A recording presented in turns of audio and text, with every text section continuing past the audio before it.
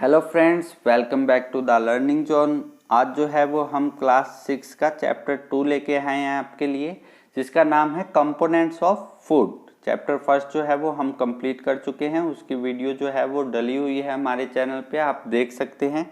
ये चैप्टर 2 है जिसका नाम है कंपोनेंट ऑफ फूड, यानी फूड जो भोजन हम खाते हैं उसके अंदर कौन कौन से मेन कंपोनेंट्स होते हैं।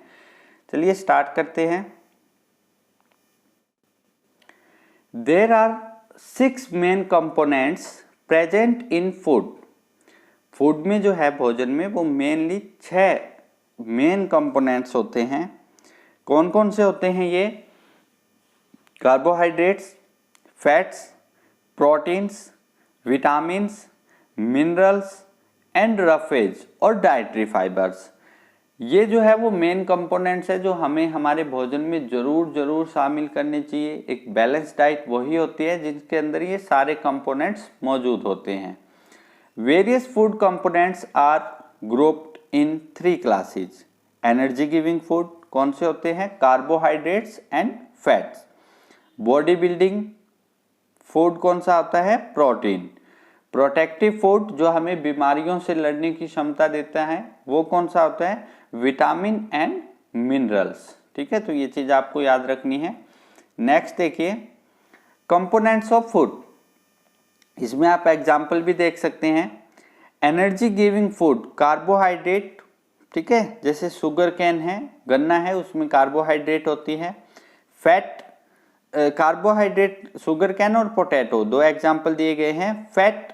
फैट क्या होता है? वसा, घी, तेल, ग्राउंडनट्स जितने भी होते हैं, बादाम, काजू, पिस्ता, बादाम या मूंगफली, ठीक है, सरसों, इन सब चीज़ों के अंदर जो ऑयल होता है या घी होता है, जो गाय का देसी घी होता है, भैंस का घी होता है या मक्खन होता है, इसमें भी क्या होता है? फैट होता है।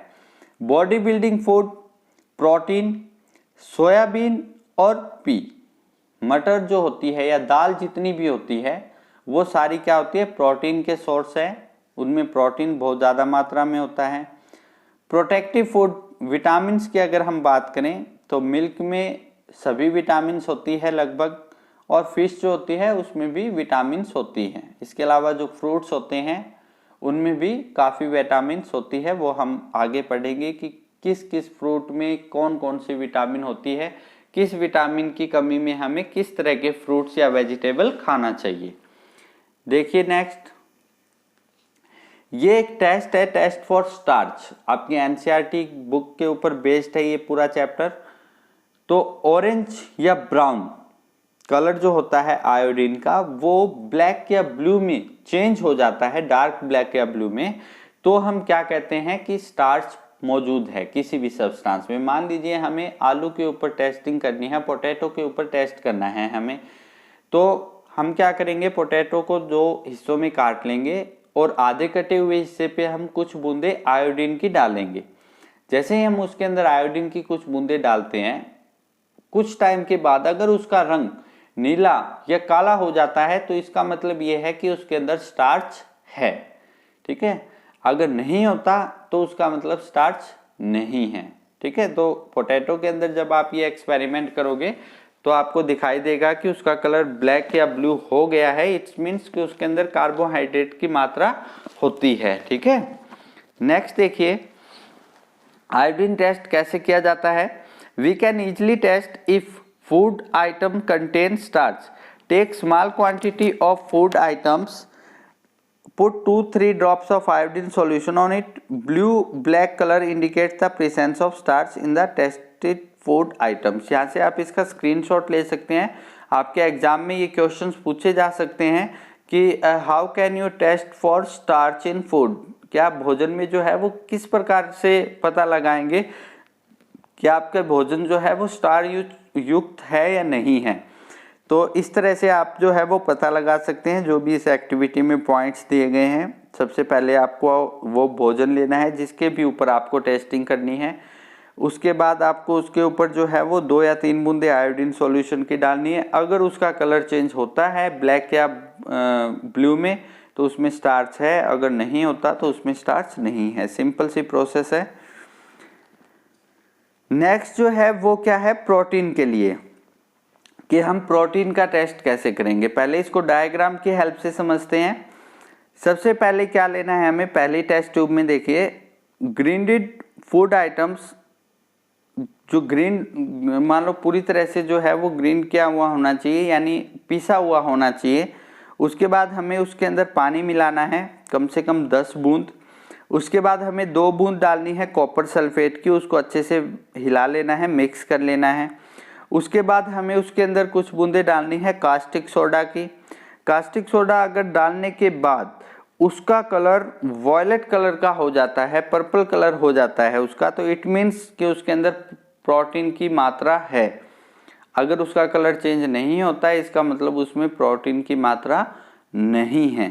ठीक है, अब देखिए यहाँ से आप जो है वो इसका स्क्रीनशॉट ले सकते हैं। ये पूरी प्रोसेस है रिटर्न में। टेक ग्राउंडनट पाउडर, जिसके भी ऊपर आपको टेस्ट करना है, मान लो आपको मिल्क के ऊपर टेस्ट करना है तो आप मिल्क का सैंपल लेंगे, ग्राउंडनट पाउडर पे करना है तो आप उसका लेंगे। ठीक है, टेस्ट ट्यूब में उसका सैंपल लेना है। Add some water to make it like paste, पानी मिलाकर उसमें कुछ बूंदे और उसका एक पेस्ट बना लेना है।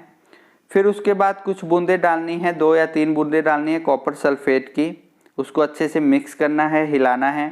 Add a few drops of caustic soda, उसके बाद उसके अंदर जो है वो 10 बूंदे डालनी है कास्टिक सोडा की। और जैसे ही आप उसको मिक्स करेंगे आप उसका कलर चेंज होता हुआ देखेंगे। अगर उसमें प्रोटीन की मात्रा है तो उसका कलर चेंज होगा, डेफिनेटली होगा। We can see that the food sample solution colour change to violet, अगर उसका कलर वॉयलेट हो जाता है, जैसे कि आपको अक्सर सेंटेंस लिखे हुए दिखाई दे रहे हैं, अगर वो इस कलर के चेंज हो जाते हैं तो इट्स मीन्स कि उसके अंदर प्रोटीन की मात्रा है। ठीक है, नेक्स्ट देखिए टेस्ट फॉर फैट। फैट के लिए आप कैसे टेस्ट करेंगे, ये काफ़ी सिंपल प्रोसेस है। आपको एक पेपर लेना है, साफ पेपर, ठीक है, वाइट पेपर होता है जो A4 साइज का, वो ले सकते हैं आप। जिस भी भोजन के ऊपर आपको टेस्टिंग करनी है वो भोजन उसके अंदर लपेट दीजिए खाने में, और उसके बाद कुछ देर के लिए उसको जो है वो धूप में सुखा दीजिए। अगर उसके ऊपर ऑयली पैच नज़र आता है आपको, ठीक है, ऑयली पैच का मतलब होता है कि जो तेल का धब्बा होता है उस तरह का नज़र आता है। अगर आपका वो पेपर है जिसके ऊपर आपने टेस्टिंग की है वो ट्रांसलूसेंट बन गया है, ट्रांसलूसेंट समझते हैं ना आप, कि जिसके अंदर आर पार जो है वो हल्का दिखाई दे सके, ठीक है, साफ दिखाई देता है, वो ट्रांसपेरेंट होते हैं। जिसके अंदर बिल्कुल भी नहीं दिखाई देता वो ओपेक होते हैं। और एक होते हैं ट्रांसलूसेंट ऑब्जेक्ट, जिनके आर पार हम थोड़ा बहुत देख सकते हैं। अगर वो पेपर ट्रांसलूसेंट ग्लास की तरह बिहेव कर रहा है, यानी आप उसके आर पार थोड़ा देख सकते हैं, तो इट्स मीन्स उसके अंदर फैट था, जो भी फूड था उसके अंदर फैट था। ठीक है, ये प्रोसेस होती है। ऑयली पैच अगर आपको दिखाई देता है तो इट मीन्स कि उसके अंदर जो है वो फैट की मात्रा मौजूद है। नेक्स्ट देखिए, ये विटामिन ए के सोर्स है। मैंने आपको बोला था अभी स्टार्टिंग में कि हम आगे इस चैप्टर में डिस्कस करेंगे कि विटामिन ए के लिए हमें क्या क्या चीज़ें खानी चाहिए। ठीक है, तो ये जो भी आप डायग्राम देख रहे हैं स्क्रीन के ऊपर, ये सभी में विटामिन ए की मात्रा होती है। अगर आपको विटामिन ए की कमी हो जाती है, अगर आपकी आंखें कमज़ोर है, तो आपको ये चीज़ें ज़्यादा से ज़्यादा मात्रा में खानी चाहिए। ठीक है, इसमें वेजिटेरियन भी है, नॉन वेजिटेरियन, दोनों तरह की ऐड है इसमें चीज़ें। ठीक है, अगर कोई नॉन वेज नहीं खाता तो ज़रूरी नहीं है, और भी बहुत सारी वेज में भी बहुत सारी ऐसे चीज़ें होती है जिनमें विटामिन ए की मात्रा होती है। आप स्क्रीन पे इन चीज़ों को साफ देख सकते हैं। नेक्स्ट देखिए, विटामिन बी के सोर्स कौन कौन से होते हैं। कैरेट है, पपाया है, ठीक है, ब्रोकली है, पीज है, मेलन है, जो आसानी से हमें मिल जाती है, मैंगोज है, इनमें विटामिन बी होता है। ठीक है, फिश, मीट, एग जो खाते हैं इनमें भी विटामिन बी होती है, ये भी आप खा सकते हैं विटामिन बी की कमी को पूरा करने के लिए। नेक्स्ट देखिए, विटामिन सी। विटामिन सी में क्या होता है, सिट्रस फ्रूट, यानी जितने भी खट्टे फल होते हैं जिनका स्वाद खट्टा होता है वो सारे के सारे किस में आते हैं, विटामिन सी में आते हैं। स्ट्रॉबेरी है, पपाया है, बेल पेपर्स हैं, ठीक है, लीफी ग्रीन्स हैं, या कीवी फ्रूट है, ये सारी की सारी जितनी भी चीज़ें हैं इनमें विटामिन सी जो होती है अगर आपके बॉडी के अंदर विटामिन सी की कमी हो जाती है तो आपको इन चीज़ों को ज़्यादा से ज़्यादा अपने खाने में इस्तेमाल करना चाहिए। Next, vitamin D, carrots, papaya, squash, broccoli, mango, sweet potato, egg, cheese. इसके अलावा जो एक चीज इसके अंदर नहीं दी गई वो है, क्या है? धूप। ठीक है, जो सोलर एनर्जी होती है, सनलाइट होती है, उसमें भी विटामिन डी की मात्रा होती है। उसको आपको खाने की जरूरत नहीं है, आपको क्या करना है, सिर्फ धूप में कुछ टाइम के लिए बैठना है। खासकर जो विंटर्स के अंदर धूप आती है ना, उसमें विटामिन डी की मात्रा बहुत ज़्यादा होती है। या सुबह सुबह की जो धूप होती है, हल्की धूप, जैसे सुबह सुबह, जैसे गर्मियों में अब तो हम धूप में वैसे भी नहीं बैठ सकते, लेकिन जो सुबह सुबह की धूप होती है उसमें अगर आप कुछ टाइम के लिए बैठते हैं तो उसमें विटामिन डी मिलती है आपको। ठीक है। विटामिन ई, विटामिन ई के सोर्सेज कौन से हैं? Nuts, kiwi, pomegranate, sunflower, avocado और मैंगो। ये जो है वो विटामिन ई के नेचुरल सोर्सेज हैं। नेक्स्ट, विटामिन के। विटामिन के में कौन से हैं? ज़्यादातर हरी जो सब्जियां होती है, फ्रूट्स होते हैं, वो विटामिन के सोर्स होते हैं। ग्रीन एप्पल, ठीक है, green grapes, honeydew melon, green pears, limes, kiwi, ये सारी जो चीज़ें होती है, हरी सब्जियां, हरे फल, इनमें भरपूर मात्रा में होती है विटामिन के। उसके बाद देखिए dietary fibres. Dietary fibres is a essential component of a healthy diet. Healthy diet के अंदर डाइटरी फाइबर्स भी बहुत जरूरी होते हैं। It could be easily traced in cereals, certain fruits and also vegetable. Dietary fibre जो है वो आपको जो अनाज होते हैं उनमें, फ्रूट्स में या वेजिटेबल्स में आसानी से मिल जाएंगे। खासकर जो कच्चे फ्रूट्स या सब्जियां होती है जिनको कच्चा खाया जाता है, उनमें डाइटरी फाइबर्स मौजूद होते हैं। ठीक है, तो आप इनको भी खाने में इस्तेमाल कीजिए, बैलेंस डाइट तभी बनेगी आपकी। Next, a balance diet is the one which has all the nutrients present in it that are required by the body for its proper functioning। एक बैलेंस डाइट, एक संतुलित आहार क्या होता है? एक बैलेंस डाइट वो होती है जिसके अंदर सभी तरह के न्यूट्रिएंट्स हो, जो भी हमारी बॉडी को रिक्वायरमेंट है प्रॉपर फंक्शनिंग के लिए। मान लीजिए आप एक वीक के लिए लगातार आप दाल खाते हैं, ठीक है, सुबह भी दाल, शाम को भी दाल, रात को भी दाल, हर टाइम आप जो है वो दाल ही दाल खा रहे हैं पूरा एक वीक, तो इससे क्या होगा, आपकी बॉडी में प्रोटीन की मात्रा तो बहुत ज़्यादा बढ़ जाएगी, क्योंकि दालों के अंदर क्या होता है, प्रोटीन होता है। और बाकी जो चीज़ें हैं, विटामिन है, मिनरल्स है, कार्बोहाइड्रेट है, उनकी मात्रा क्या होगी, बहुत ज़्यादा कम हो जाएगी। तो आपकी बॉडी के अंदर जो है वो अनबैलेंसिंग हो जाएगी, वो बैलेंस डाइट नहीं कहलाती। ठीक है, अगर आप पूरा एक हफ्ता तक या एक महीना तक लगातार आप चावल ही चावल खाते हैं, राइस खाते हैं, बाकी सब चीजें आपने छोड़ दी है, फ्रूट्स भी नहीं खा रहे, आप सिर्फ राइस खा रहे हैं, तो उससे क्या होगा, आपकी बॉडी में कार्बोहाइड्रेट की मात्रा बहुत ज्यादा बढ़ जाएगी और बाकी चीजों की आपके अंदर डिफिशियंसी हो जाएगी, कमी हो जाएगी, आप बीमार पड़ जाओगे। तो एक हेल्दी जो डाइट होती है, जो हमारे शरीर को बिल्कुल फिट रखे, वो वही होती है जिसके अंदर सभी चीजें हो प्रॉपर क्वांटिटी के अंदर। ठीक है, उसमें विटामिन भी हो, मिनरल्स भी हो। अब इसका मतलब ये नहीं है कि हर रोज आपको फ्रूट्स खाने ही खाने चाहिए, हर रोज जो है वो आपको डिफरेंट डिफरेंट खाना चाहिए। हो सकता है किसी के घर में जो है वो ऐसी चीजें ना बन सके, ठीक है, क्योंकि जरूरी नहीं होता ना सभी मान लो रिच फैमिली से हो सकता है किसी के घर में बहुत सारे ऐसे बच्चे हैं जिनके घर में खाना जो है वो बनता ही नहीं है। ठीक है, काफी दिन साल के ऐसे होते हैं जब वो खाना उनको नसीब ही नहीं होता। तो उनको ये ध्यान रखना चाहिए कि वो जितना खा सकते हैं, मतलब जितना एक तरह से भगवान ने उनको दिया है, वो ये कोशिश करे कि वो सभी चीजें जितना वो खरीद सकते हैं, जितनी सस्ती उनके बजट में जो चीजें हैं, वो वही चीजें लेके आए जिनमें ये सारी जो न्यूट्रिएंट्स हैं वो उनकी बॉडी को मिल सके। ठीक है, तो इन चीजों की ध्यान रखने की जरूरत होती है। a disorder involving excessive body fat that increase the risk of health problems. Obesity often results from taking in more calories and than are burned by exercise and normal daily activities.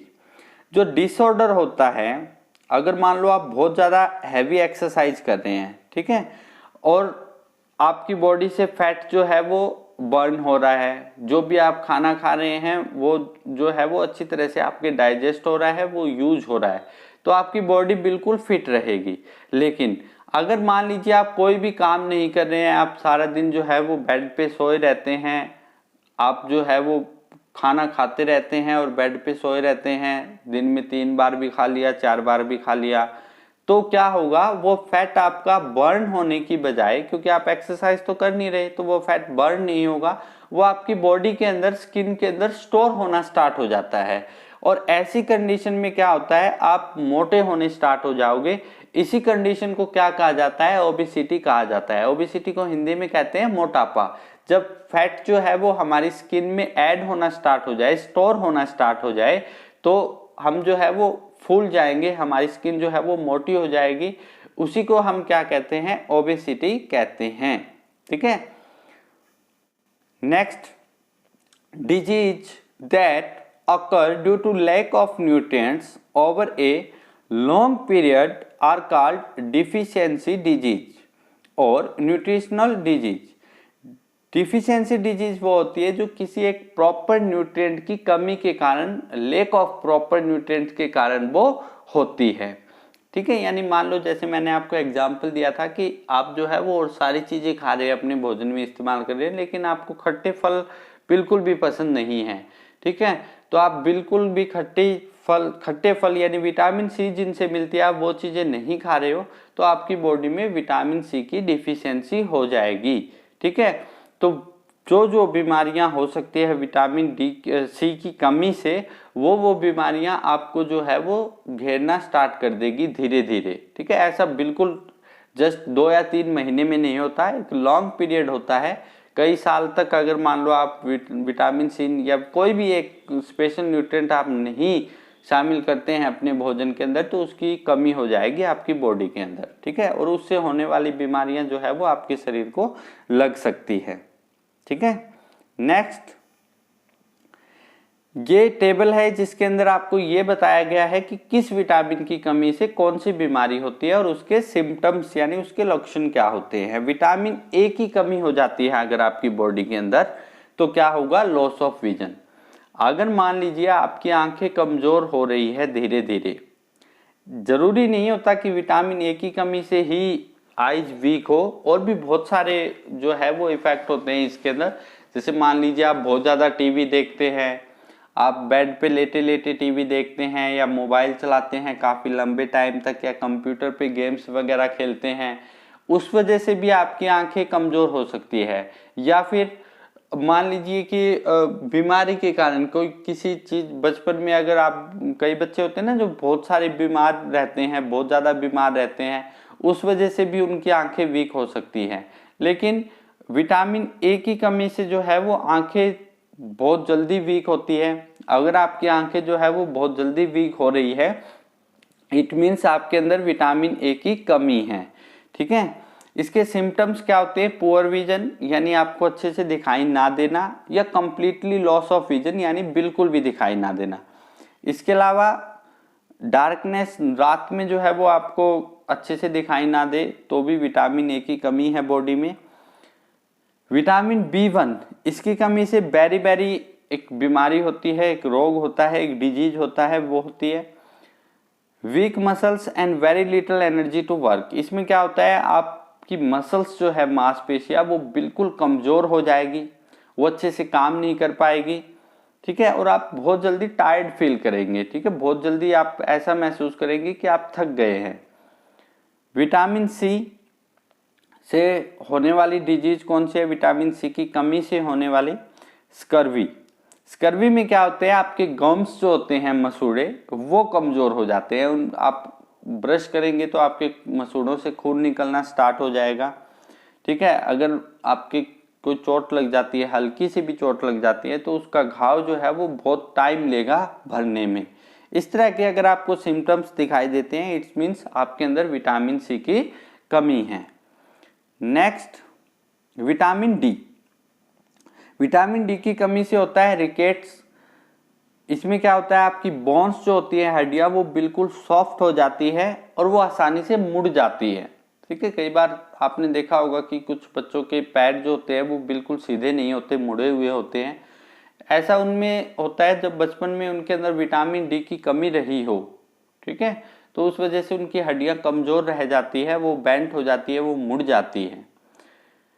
Calcium की कमी से अगर हो, calcium, iodine और iron, ये क्या है, ये भी यूजफुल कंपोनेंट्स है हमारी बॉडी के लिए। जैसे बाकी विटामिन्स, मिनरल्स, कार्बोहाइड्रेट्स जरूरी होती है, वैसे ये भी जरूरी है कुछ मात्रा में। अगर कैल्शियम की कमी है तो बोन और टूथ डिके हो सकता है हमें।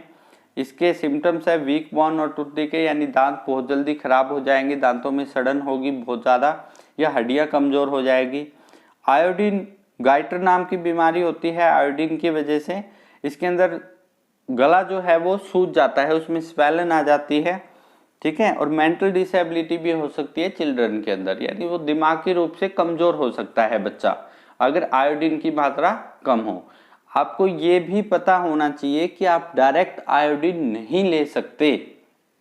ठीक है, जैसे मान लो किसी ने आपको ये कह दिया कि आपके अंदर आयोडीन की कमी है, तो आप ये नहीं है कि आप दुकान पे गए, आपने आयोडीन खरीदी और आपने खा ली। आयोडीन काफी ज्यादा पॉइजनस होती है, उसकी 1 या 2 बूंद भी किसी इंसान को मार सकती है। ठीक है, बहुत ज्यादा जहरीली होती है, इसलिए आयोडीन जो है वो हम डायरेक्ट नहीं ले सकते। इसलिए आयोडीन का इस्तेमाल किया जाता है नमक के अंदर। ठीक है, जो साल्ट हम खाते हैं, edible salt, NaCl, sodium chloride, उसके अंदर पोटाशियम आयोडाइड के रूप में कुछ मात्रा डाली जाती है, ताकि हमारी बॉडी के अंदर जो आयोडीन की कमी है उसको पूरा किया जा सके, जो रिक्वायरमेंट है उसको पूरा किया जा सके। ठीक है, तो आयोडीन जो है वो हमेशा NaCl जो नमक होता है उसके साथ ही लिया जा सकता है। इसलिए जब भी आप नमक खरीदे तो ऐसा नमक खरीदे जो आयोडाइज्ड हो, जिसके अंदर आयोडीन की मात्रा हो, और अच्छी कंपनी का खरीदें। ठीक है, बिल्कुल सस्ते। कई बार क्या होता है, हम पैसे बचाने के लिए 5-10 रुपए वाला या खुला जो भी नमक ले आते हैं, उसमें आयोडीन की मात्रा नहीं होती। अगर होती भी है तो वो पैकेट पे लिख देते हैं सिर्फ, ओरिजिनली उसके अंदर आयोडीन की मात्रा नहीं होती या फिक्स नहीं होती। ठीक है, जो सरकार ने मानक तय किए हैं उनके मानकों के अनुसार नहीं होती। इसलिए आप अच्छे कंपनी का नमक खरीदें, जैसे टाटा साल्ट है या और कोई भी कंपनी है उसका नमक खरीदे, उसके अंदर आपको पैकेट पे लिखा हुआ मिलेगा कि आयोडाइज साल्ट। ठीक है, कि आयोडीन युक्त नमक है। आयरन, आयरन भी काफी जरूरी होता है। आपको जान के हैरानी होगी कि हमारे शरीर में इतना लोहा पाया जाता है कि उससे 3 कील बनाई जा सकती है। कील समझते हैं आप, नेल्स जो होती है, दरवाजे वगैरह भी लगाने के काम आती है, वो 3 कील बनाई जा सकती है। इतना लोहा हमारे शरीर में पाया जाता है। एक अडल्ट जो इंसान होता है उसमें इतना लोहा पाया जाता है। ठीक है, तो आयरन की अगर कमी हो जाती है हमारी बॉडी के अंदर तो उससे एनीमिया नाम की बीमारी हो जाती है, जिससे वीकनेस होती है बहुत ज्यादा। ठीक है, आपको पूरी वीकनेस रहेगी बॉडी के अंदर, आप टायर्ड फील करेंगे। तो ये विटामिन्स और कुछ मिनरल्स थे जिनकी कमी से कौन कौन सी बीमारियां होती है वो हमने पढ़ी। चलिए आगे देखते हैं। यही था हमारा फ्रेंड्स टॉपिक। ये चैप्टर हमारा कंप्लीट हो चुका है। ये चैप्टर 2 है, कंपोनेंट्स ऑफ फूड, क्लास 6 का। उम्मीद करता हूँ आपको अच्छे से समझ आया होगा। अगर आपको समझ आया तो बाकी स्टूडेंट्स में भी इसको शेयर कर दीजिए, लाइक कर दीजिए इस वीडियो को, अगर आपको अच्छे से समझ आए हैं सारे टॉपिक। कल फिर मिलेंगे एक नई वीडियो के साथ। Okay bye, have a nice day.